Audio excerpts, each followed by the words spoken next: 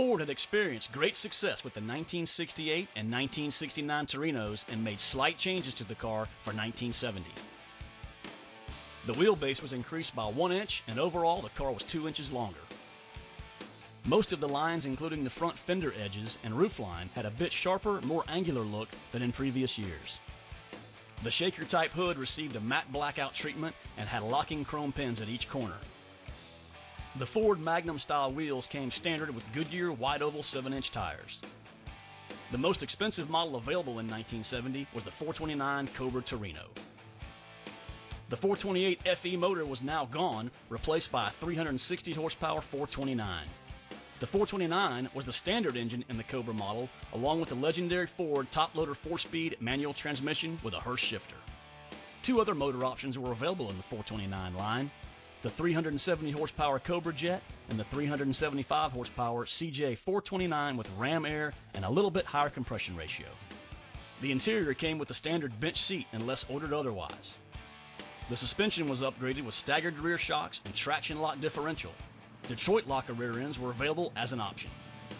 At 3,900 pounds, these cars carried about 10.5 pounds per horsepower, and testing put them in the mid 14-second range through the quarter mile. If you had $3,270 to put down on one of these cars in 1970, you could have driven it off the showroom floor and down to the drag strip or your favorite local hangout. Ford had planned to race these cars in the NASCAR Grand National Series for 1970, but it turned out the 1969 Talladega body style was a little bit sleeker and faster, so the Ford teams raced the one-year-old 1969 cars in the 1970 series. Ford produced 7,675 of the Cobra Torinos.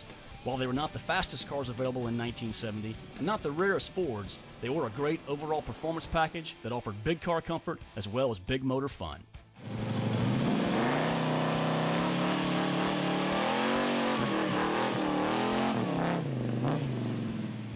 Today we're lucky enough to have Larry Carter's beautiful 1970 Ford 429 Cobra Torino to look at and drive.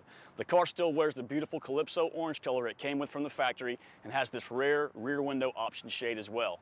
He has the factory 500 Magnum wheels in storage, but he likes the way it looks with these 17-inch torque thrust 2s. This car has a great story behind it as well. The previous owner of this car before Larry owned it used to be driven to school in this car by his grandfather.